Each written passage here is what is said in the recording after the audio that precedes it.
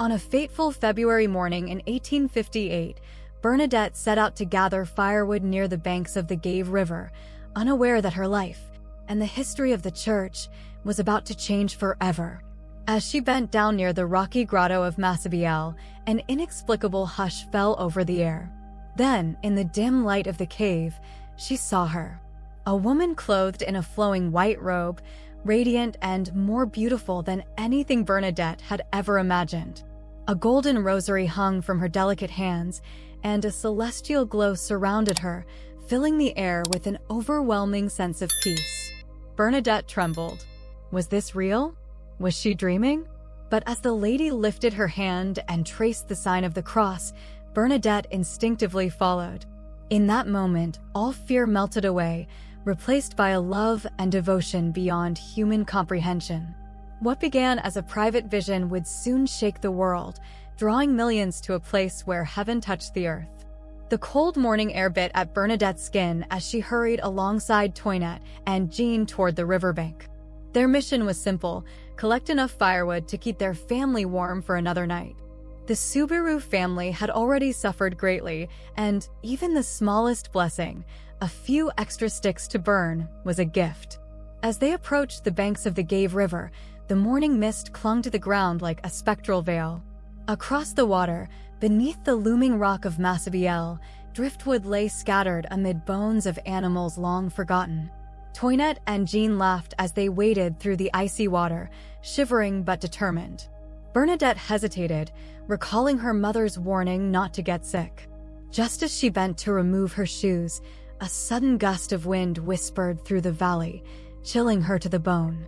She looked around, expecting to see branches swaying or leaves rustling, but the landscape remained eerily still. Her pulse quickened. A second gust of wind swept past, but this time, something else stirred. In the grotto, a wild rosebush trembled gently, though there was no wind to move it. Then, just above it, bathed in an ethereal glow, stood a young woman clothed in white. Bernadette's breath caught in her throat.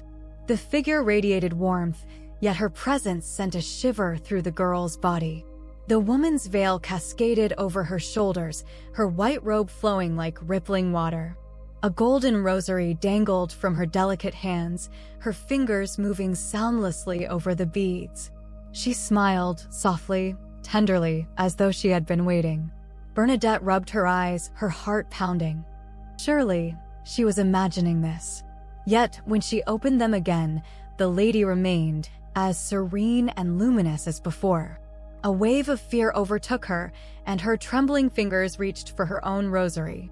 But as she tried to lift her hand to make the sign of the cross, she found herself frozen. Panic clawed at her throat. Her body refused to move. Then, the lady slowly raised her hand and traced the sign of the cross upon herself. As if released from invisible bonds, Bernadette mirrored the gesture, her fear dissipating as a profound peace settled over her. The moment felt timeless, suspended between heaven and earth. As Bernadette prayed, the lady moved her fingers along her own rosary beads, but did not speak. When the last prayer was whispered, the lady extended a hand, beckoning her forward. Bernadette wanted to go to her, to reach out and touch the hem of her radiant gown, but her feet remained rooted to the rocky ground. Then, as mysteriously as she had come, the lady vanished. For a long moment, Bernadette stared at the empty space where she had stood. The world seemed unchanged, the wind still, the mist still thick, but everything inside her had shifted. She turned and ran. This time, she waded through the ice-cold river without hesitation, her feet barely registering the sting of the freezing water. She found Toinette and Jean still gathering wood, unaware of the miraculous vision just a few yards away. "Did you see anything?" she gasped, breathless from both awe and exertion. Toinette looked up. "See what?" "Over there, at the grotto." The lady Bernadette stopped herself. How could she even begin to explain what she had seen? Jean shrugged. "We didn't see anything. Did you?" Bernadette hesitated. A part of her wanted to keep the secret locked inside her heart, where no one could tarnish or doubt it. But another part of her, overwhelmed by what had just transpired, ached to share the wonder. As they made their way home, the secret burned inside her, too heavy to keep.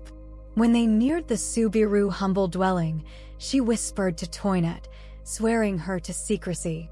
But the moment they stepped inside, Toinette blurted out, "Mother, Bernadette saw a beautiful lady in the grotto." Louise Subiru spun around, her face taut with worry. "What nonsense is this?" Bernadette's cheeks flushed. "It's true, Mama.